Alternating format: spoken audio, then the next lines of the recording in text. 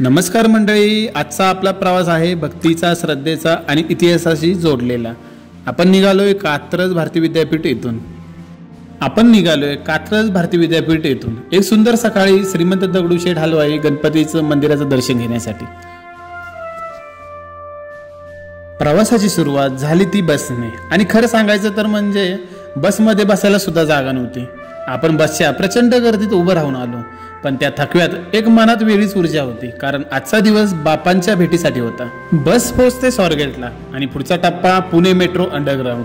Metro स्टेशनात उतरताच जाणवतं शांतता, स्वच्छता आणि अंधारातून प्रकाशाकडे नेणारा प्रवास। आलो आपण मेट्रोमध्ये, पहिल्यांदाच इकडचा प्रवास करणार आहे।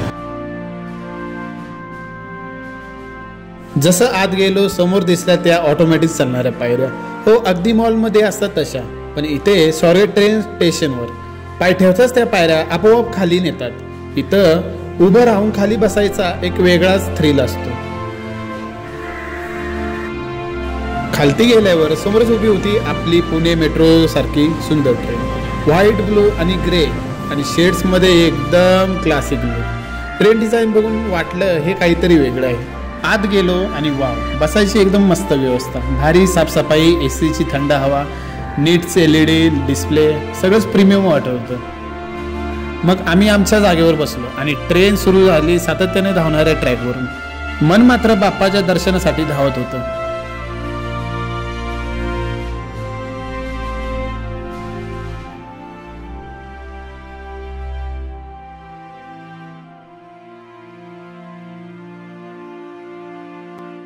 स्टेशन बाहेर पडलं आणि आपण चालू लागलो शनिवार पेठेकडे।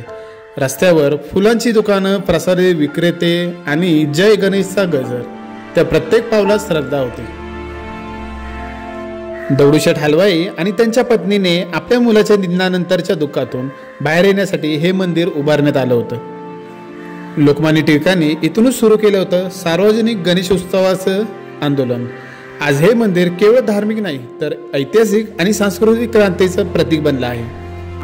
वाव, फर्स्ट इम्प्रेशन मंदिराची वास्तू कमालच आहे, पण त्यातून जास्त लक्ष वेधून घेतलं ते म्हणजे खूप मोठी लाईन होती दर्शनासाठी। हो, अगदी खरं, शेकडो भाविक एकाच श्रद्धेने, भक्तिभावनाने या रांगेत उभे होते। कोणीतरी हातात फुलं घेतलेली, कुणीतरी लहान बाळाला घेऊन आला होता। सगळीकडे फक्त एकच भावना, गणपती बाप्पा मोरया। हा प्रवास शहरांच्या सीमापुरतच नव्हता, हा होता एक अंतरयात्रा, मनाच्या गाभाऱ्यातून बाप्पांच्या चरणापर्यंतचा। बसमध्ये उभं राहून आलो, मेट्रोच्या अंधारातून आलो आणि शेवटी बाप्पांच्या दर्शनापर्यंत पोहोचलो, हेच खरं समाधान। तर मित्रांनो, हा छोटासा प्रवास तुम्हाला आवडला असेल तर नक्कीच लाईक करा, शेअर करा आणि कमेंट करायला विसरू नका। भेटूया नेक्स्ट व्लॉगमध्ये।